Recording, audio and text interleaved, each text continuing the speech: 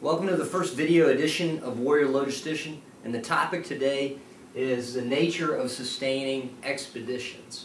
When we look to doctrine to help us understand the nature of how support evolves during a contingency, we're left a little bit empty-handed. What we do get is pictures of how support works in a mature theater, where everything is there, all capabilities are firing on all cylinders.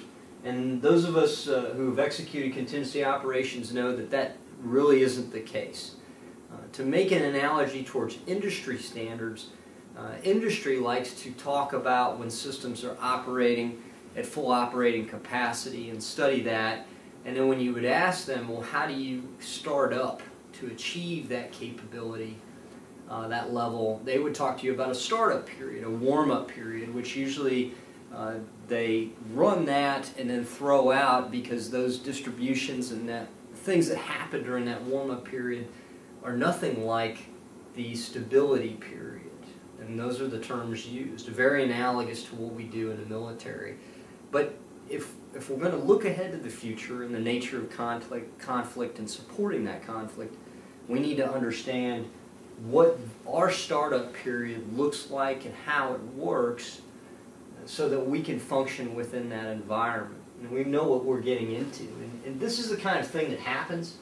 If this is a timeline, what we have initially upon a contingency is we have a huge spike in maneuver capability, that's the brown line, and then the supporting capability within green. But then it comes to a pretty quick halt, or a severe decline, and at which time really decision makers at the national strategic level want to develop the situation and learn more and kind of make the key decisions about what we want to commit and what we're able to commit. And also what we have is, once we've sort of initially got forces to stabilize the situation, a lot of the strategic deployment chains and supply chains kind of want to go back to business as usual. And that's just a reality of the situation. So what we have is a little bit of a gap until decisions are made that we're going to have additional round-out support capability or that we're not.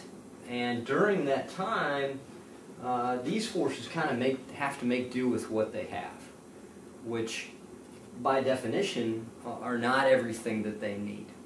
And in future posts, we'll talk about exactly some examples of what kind of capability we're talking about.